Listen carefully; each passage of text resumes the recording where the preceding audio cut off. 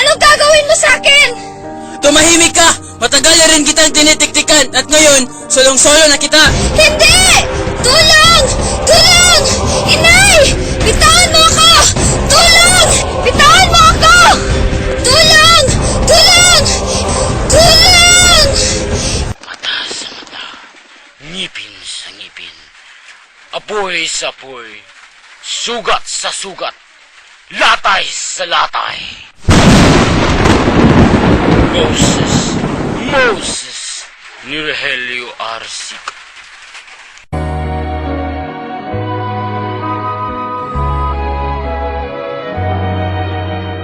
Bakit ba ganyan ang buhay ng tao? Mayroong mayaman, may api sa mundo.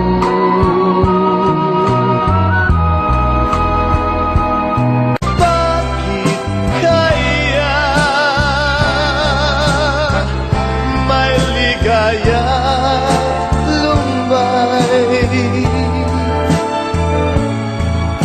sa pag-ibig? May bigo tagumpay,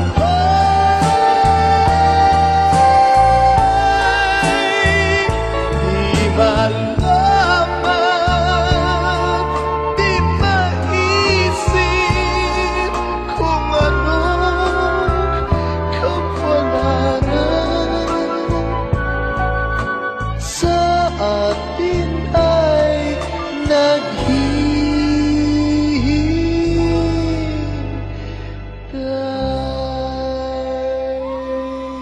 Mga kaibigan, Regina Cajunas, 48, Balo, isang maestro. Aida, 18 taon, anak niyang babae, estudyante. Ana, 46 na taon, matandang dalaga.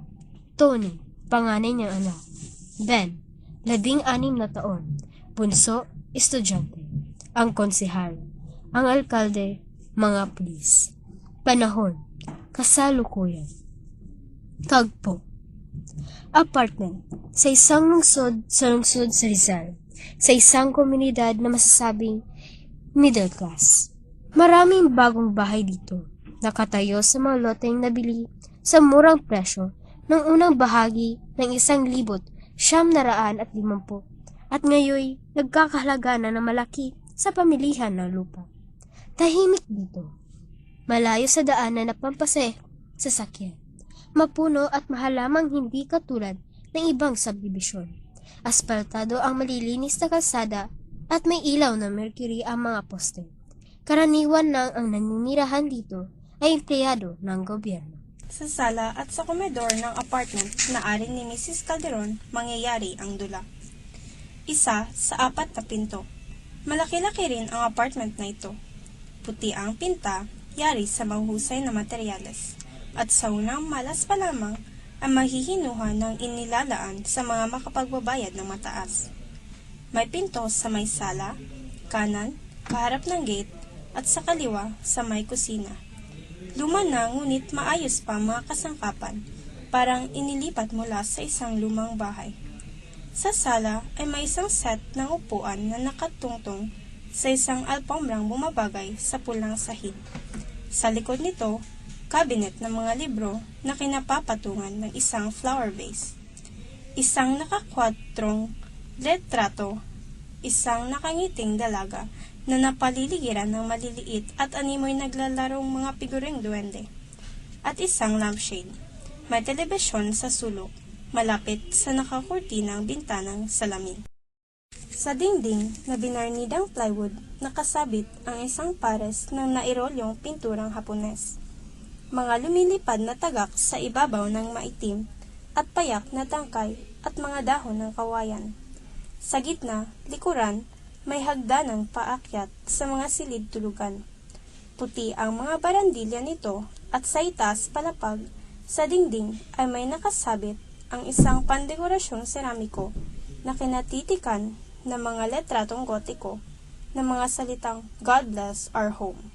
Sa silid tulugan, kaliwa ay may isang mesang paayon ang ayos at napapaligiran ng 6 na selyang may matataas sa sandalan. May kabinet sa likod ng mesa, lalagyan ng mga plato, kobyertos, mga itinatayong kasangkapan na ang paggamit ay karaniwan ng inilalaan ng may bahay sa mga espesyal na okasyon. Nandito rin ang ilang mga dilatang pagkain at mga boteng gamot. Nakapatong sa kabinet ay isang bentilador. Di kalayuan sa mesa. Malapit sa lababo ay may isang refrigeradora. Sa kabuuan, maayos at masinop ang apartment. May mga 8:00 na ng gabi. Bukas ang ilaw sa sala. Nakaupo si Ben sa sopa. Taas ang pinagsaklit na paa at telayogang nagbabasa ng isang magasin. Nakakorto siya at skipper na puti. Mahaba ang kanyang bias at sa katabay may pagkabalingkinitan pa. Mahaba ang kanyang buhok, tulad ng oso sa mga teenager ngayon, at may kakisigan siya. Bukas din ang daylight sa silid tulugan.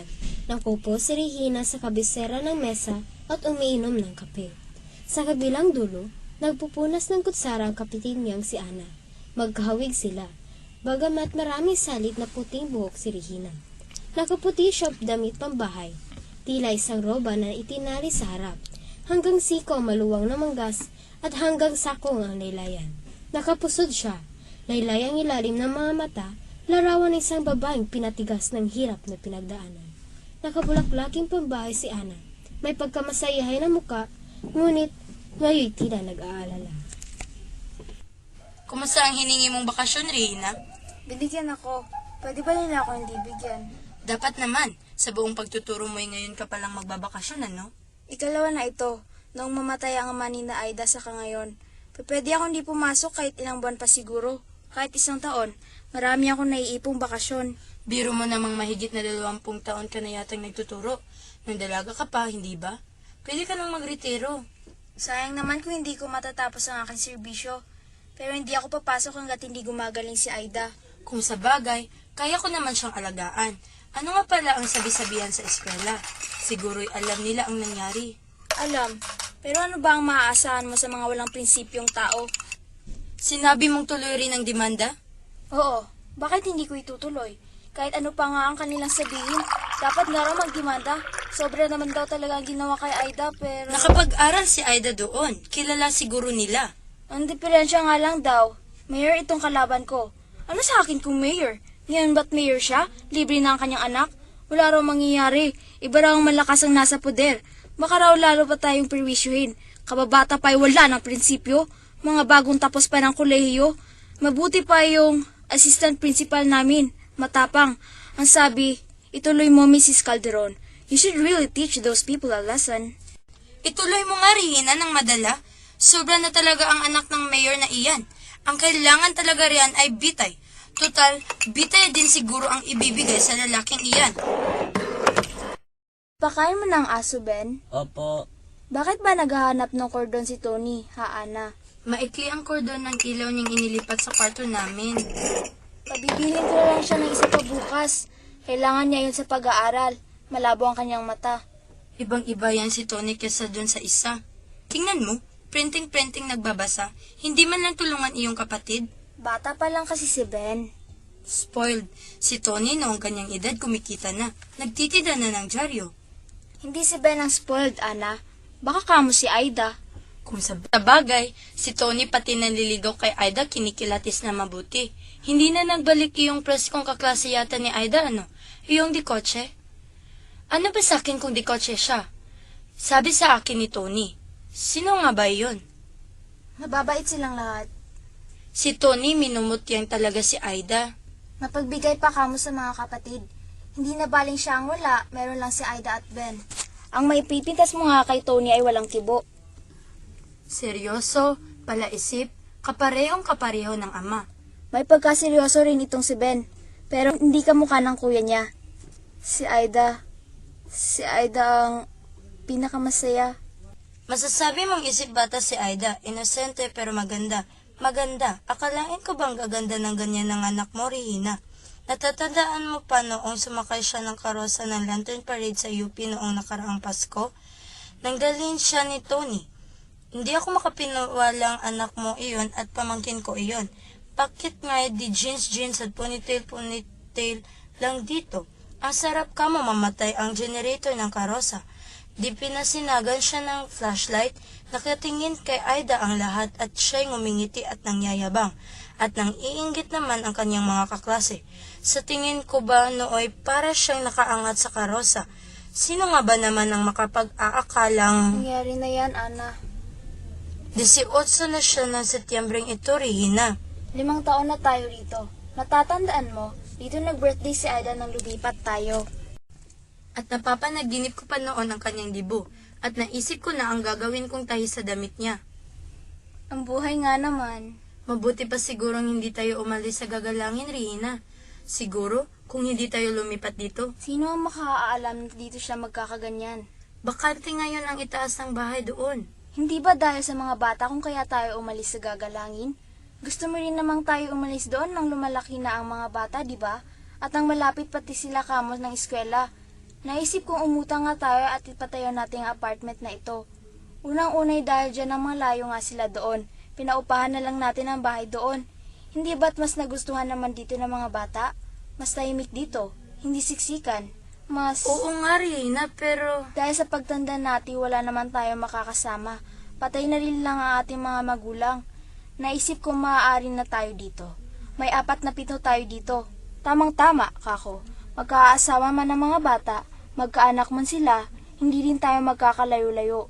Tig-iti-isa kako sila ng pinto, isa kay Aida, isa kay Ben, isa sa ating 2.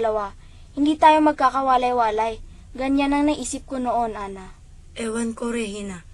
Pero kung minsan nga'y naisip kong kahit yata saan tayo pumunta, sinusundan tayo ng trahedya. Hindi naman sa tayo sinusundan, Ana.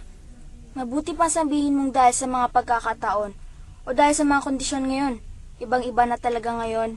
Ewan ko rin, Ana. Ewan ko. Naubos na nga pala ang gamot ni Aida, Regina. Yung tranquilizer. Magpabili tayo. Sino bang ating pabibilhin? Si Tony? Pabilin mo nga gabi na. Malapit na sigurong mag-alas 9. Gabi na pala. Akala ko ba'y napapagod ka? Tony! Sandali po, ikinakabit ko lang itong daylight. Ano ba ang napapansin mo kay Aida? Anong napapansin? May pagbabago ka bang nakikita? Hindi ba parang lumalala? Ang sabi naman ng doktor ay may shock pa siya hanggang ngayon. Totoo raw na sindak si Aida. Kung sa bagay, medyo nawawala na ang mga marka ng dagok sa kanyang mga pigi. Talaga sigurong hindi ka makakabangon kapag dinagukan ka roon. Iyon namang sugat-sugat at galos-galos magaling na. Ang ikinakatakot ko ay ang kanyang nerbiyos. Lalo siyang nagiging nerbiyosin yata. Lagi kaya niyang naaalala ang nangyari sa kanya? Ganoon ba iyon? Hindi ba may naloloka na sa ganyan? Hindi naman siguro, Ana. Mahusay ang gamot na ibinibigay sa kanya ng doktor. At sabi sa ospital, magaling daw ang psychiatrist na tumitingin sa kanya. Talaga raw isa sa pinakamahusay dito sa Pilipinas. Sabi-sabi rin ni Tony. Naaalala ko kasi yung kapitbahay natin sa Gagalangin. Iyon bang anak ng kapitan na dinala sa Viluna at ipina-electric shock? Namumiti raw talaga at umiikot ang tao-tauhan ng mata. Bumubula ang bibig, pero iba naman siguro iyon. Tiyaga ang kailangan natin, Ana. Kaya habaan ko ang aking bakasyon. Mahusay siguro iyong likidong tranquilizer na inihalo ko sa pagkain niya. Biro mo, iyong tira niyang pagkain sinubok kong ipakain kay Sultan nung isang araw. Naku, tulog ang pobreng aso. Yun naman daw ang kailangan, sabi ng doktor. Ang humupa ang kanyang nerbiyos. Ibinigay ni Tony kay Aida ang maliit niyang ponograpo. Linggo ang punta dito uli ng doktor. Malalaman natin sa kanya kung kailangan pang ipasok sa ospital si Aida o hindi. Si Tony nga pala, iyong gamot. Tony! Di binigay ba ang kanyang turntable? Bumili ka ng gamot, Tony. Nasa tokador iyong pera. Opo, nauuhaw si Aida. Ilang beses ko nang napapansing lumalabas ng gabi ang Tony iyan. Di mo ba napapansin? Hindi. Iyong lagay na iyon siguro'y palakad na. Ugali lang talaga niya ng maglakad.